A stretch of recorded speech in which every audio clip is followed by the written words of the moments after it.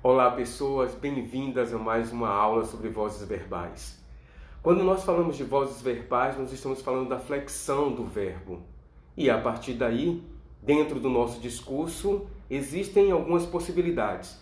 A primeira possibilidade é que a gente quer dar importância ao sujeito que praticou a ação verbal. A segunda possibilidade, nós queremos dar importância àquele que sofreu a ação verbal por um agente da passiva. E a terceira possibilidade é quando nós queremos dar ênfase, chamar a atenção para a ação verbal praticada. Quais são as vozes verbais? As vozes verbais, elas têm relação direta com os verbos significativos, aqueles que não podem ser retirados da oração, porque senão a gente não vai conseguir entender, e com os sujeitos. Dentro de uma oração, os sujeitos podem de fato estar praticando aquilo que os verbos estão indicando ou sofrendo uma ação. Existem três vozes: a ativa, a passiva e a reflexiva. Vamos ver cada uma delas detalhadamente para que você entenda melhor. Na voz ativa, teremos sempre a seguinte situação. Ela vai acontecer quando um sujeito pratica, de fato, o que o verbo está propondo. Para conseguir entender bem o que é voz ativa, é necessário saber como reconhecer o sujeito de uma oração.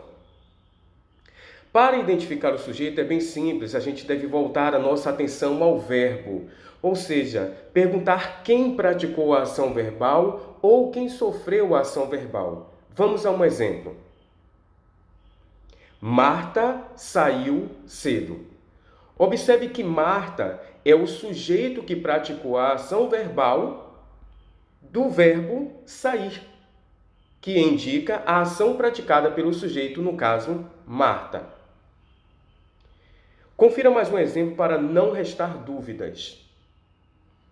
Minha mãe escreveu uma carta linda. Note que nesse exemplo, minha mãe é o sujeito que praticou a ação verbal, enquanto o verbo escrever indica a ação praticada pelo sujeito minha mãe. Na voz passiva, acontece quando ela quer relacionar o verbo significativo e o sujeito. Porém, neste caso, o sujeito não vai mais praticar a ação verbal, ele vai sofrer a ação verbal. A voz passiva se divide em passiva analítica e passiva sintética. Vejamos as particularidades de cada uma delas. Na voz passiva analítica, nós teremos sempre a construção desta voz com a união de um verbo auxiliar e um verbo no particípio que será chamado de principal. Verbo auxiliar que vai acompanhar o verbo principal que contém a ideia mais importante. Lembre-se de que os verbos auxiliares são aqueles que auxiliam na conjugação de outros verbos e por isso recebem esse nome. Eles se unem ao verbo principal da formação dos tempos compostos e das locuções verbais. Os principais verbos auxiliares no português são os verbos ser, o verbo estar, o verbo ter e o verbo haver. Por exemplo, tinha feito, tinha, verbo auxiliar, feito, verbo principal. Foi comprado, foi, verbo auxiliar, comprado, verbo principal. Perceba que o verbo fazer e o verbo comprar contêm a ideia principal, enquanto os verbos ter e os verbos ser apenas acompanharam estes verbos principais. Para conseguir entender bem a voz passiva analítica, você deve identificar o sujeito passivo, ou seja, aquele que sofre uma ação verbal. Veja um exemplo. A carta foi escrita por minha mãe.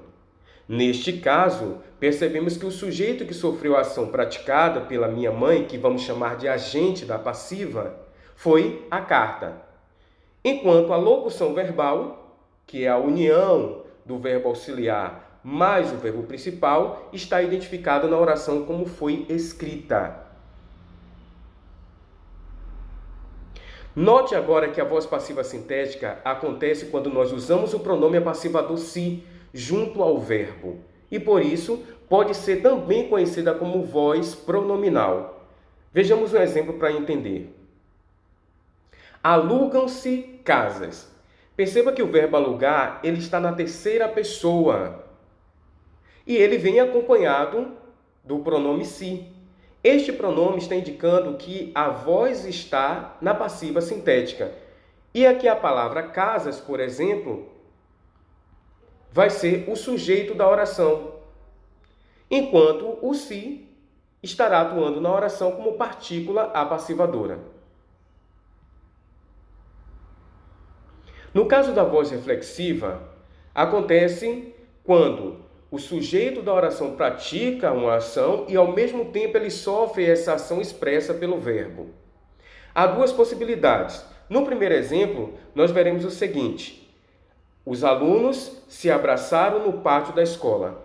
Perceba que esta ação, onde os alunos é o sujeito e o verbo indicador da ação e do sofrimento dessa ação é se abraçaram. Note que quando eu digo que os alunos se abraçaram, ao mesmo tempo que o aluno A abraçou o aluno B, ele também recebeu o abraço. Então foi uma ação reflexiva recíproca. Ele abraçou, praticando a ação verbal, e ele recebeu ao mesmo tempo esta ação verbal.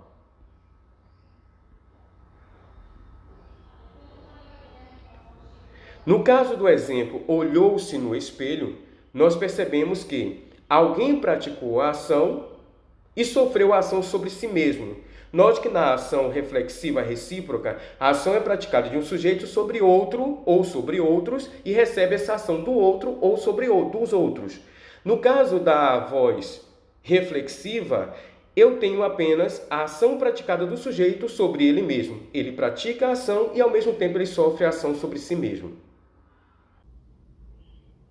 Bem, na aula de hoje nós aprendemos sobre as vozes verbais, as suas flexões ativa, passiva analítica, passiva sintética, reflexiva e reflexiva recíproca.